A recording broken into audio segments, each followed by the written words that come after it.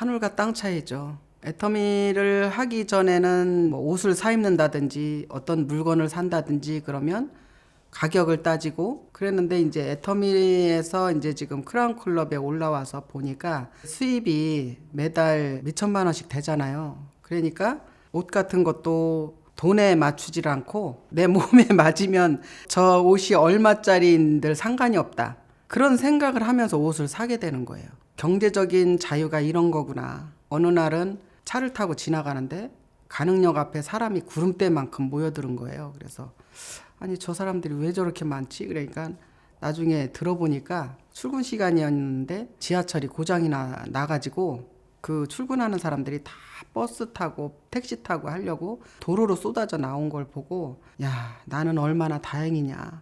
내가 애터미를 만나서 정말 이게 시간에 쫓기지 않고 이렇게 일을 할 수 있다라는 게 얼마나 감사한지 모른다. 그런 걸 느끼면서 참 너무 감사하더라고요.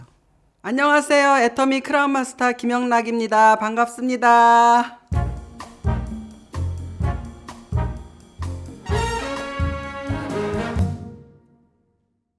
애터미를 만나기 이전의 삶은 앞도 뒤도 옆도 돌아볼 수 없는 암흑과 같은 상태였었어요. 신불자로 이미 이제 3년을 살고 있었습니다.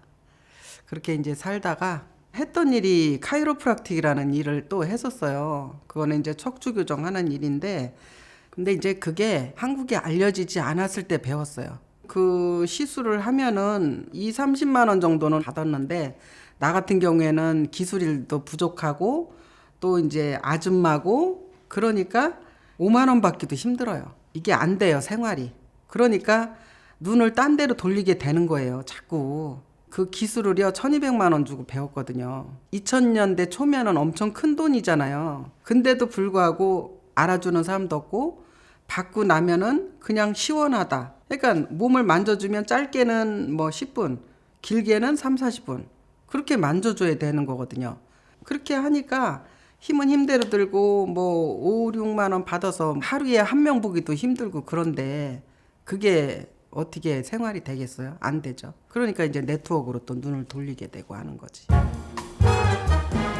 이덕우 임페리얼님과 김현숙 임페리얼님을 타 네트워크에서 만났어요. 하루도 빠짐없이 우리가 이제 매일 만났어요. 6개월을. 그렇게 이제 매일 만났는데 어느 날 갑자기 사라졌어요. 두 분이. 그래서 어디를 가셨을까 하고 이제 궁금해가지고 문자를 씁니다. 이 문자를 보시면 연락을 주십시오 라고 보냈더니 연락이 왔습니다. 왜 이렇게 나를 찾느냐 그러는 거예요. 그래서 아니 맨날 보던 사람이 안 보이니까 찾는 거죠. 그러면서 이제 그랬더니 우리 집으로 오셨어요. 아니 지금 요즘에 뭐 하고 계세요? 내가 그랬더니 일단 우리 저녁이나 먹고 얘기하자 그러는 거예요. 그래서 이제 식당에 가서 저녁을 먹고 이제 숟가락을 놓는 순간에 막 찾는 거예요. 핸드백 안에서. 그래서 뭘 찾으세요? 그러니까 좀만 있어봐. 그러면서 해모임 한 포를 꺼내주는 거예요. 그래서 이게 뭐예요? 그러니까 내가 지금 알아보고 있는 중이야. 더 확실하게 알아보고 내가 얘기를 하려고 그랬더니 뭐가 그렇게 급해가지고 맨날 전화를 해대느냐고 그러는 거예요. 그래서 그랬어요. 그러면서 이제 일단 먹어보기는 해봐 그러더라고. 그래서 해모임을 먹어보니까 그걸 먹는 순간에 내가 어떤 생각이 들었냐면 이 해모임을 어느 나이 때부터 먹는지는 모르겠지만 바로 이거야. 이거라면 내가 잘 전달할 수 있겠다. 김현숙 임페리얼님이 정보를 이제 주고 나서 매일 이제 만났어요. 어느 날 교육을 가자고 하더라고요. 손님이 오는 날이라고 그러면서 나 그날은 못 가겠다고 그랬더니 그 역정을 내시면서 이거면 이거고 저거면 저거지 무슨 두 가지를 다 하려고 하느냐 그러면서 한 가지만 선택해라고 그래서 알았다고 그러면은 내가 애터미에 목숨을 걸고 카이로프락틱 안 하겠다고 그러면서 이제 한 6개월 정도는 이제 투잡을 하다가 안 하겠다고 하면서 이제 내 던졌죠 이제 그거를 그 다음부터 이제 진짜 올인을 한 거예요. 애터미 사업을 처음 할 때 이제 둘째 딸한테 화장품을 내가 전달을 해봤어요. 엄마가 써보니까 괜찮아. 너도 한번 써봐. 그러니까 엄마 나 실컷 써. 이름도 없는 화장품을 왜 나한테 쓰라고 하는 거야. 그러면서 안 쓴다는 거예요. 방문을 닫고 나오면서 내가 오기가 생겼어요. 그래, 네가 받는 연봉을 내가 한 달 만에 받아버릴 거야, 내가.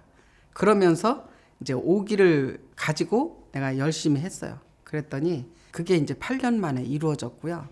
한 2천만 원, 3천만 원 됐을 때 그 딸한테 내가 자랑을 하고 싶어가지고 그 딸이 사는 자취방에 가가지고 컴퓨터를 틀면서 엄마가 지금 수입을 이렇게 받으니까 이것 좀 봐봐. 그러니까 그 회사가 언제 없어질 줄 알아?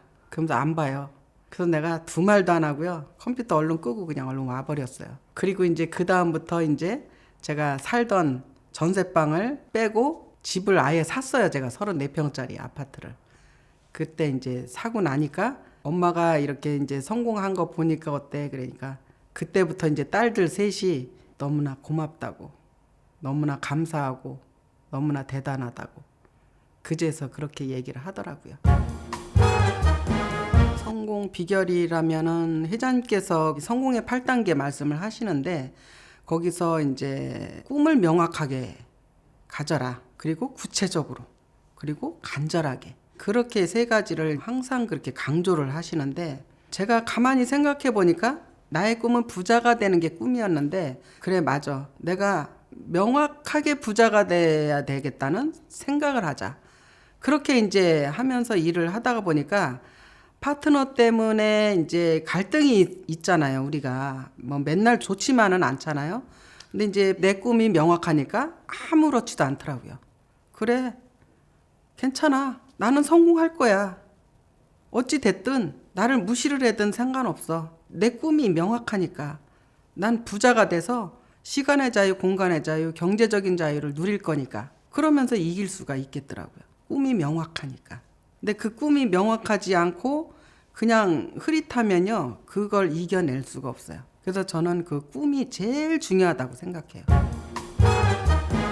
스폰서 파트너도 고맙고 이제 회장님도 고맙고 회사도 고맙고 이만큼 이제 커서 서민이 부자가 됐으면 좋겠다라는 회장님의 꿈이 초창기에 맨날 그 얘기 하셨어요. 서민이 부자가 됐으면 좋겠다라는 얘기를 저는 그게 굉장히 공감했어요. 맞아. 우리나라에 많은 서민들이 있는데 서민들이 애터미를 통해서 많이 부자가 됐으면 좋겠다라는 생각을 하시는 저분이 참 고맙다. 감사하고 그렇게 생각합니다. 애터미는 나에게 사랑이다. 왜냐면 이 애터미는 시작하기도 쉽고 또 내가 성공을 하면 이 수입이 3대까지 이게 이제 상속이 되는 수입이잖아요. 그러니까 다른 회사 생활을 저도 이제 해봤고 보험회사도 다녀봤고 다 해봤지만 정말 거기는 피 터지는 곳이에요. 그리고 정말 위에 있는 사람을 끌어내리지 않으면 내가 올라가지 못하는 곳이더라고요. 다른 회사 생활을 할 때 보면은. 그런데 이 애터미는 그럴 필요도 없이 나와 스폰서와 파트너와 회사와 함께 맞맞춰가지고 일을 하면 이 수입이 소득으로 나오는 일이고 퇴직할 염려하지도 않고 그래서 이 애터미 사업은 자녀들까지도 엄마가 성공을 해서 자기네들 부족한 것을 채워주고 하니까 이 애터미는 사랑이구나 그런 생각을 합니다.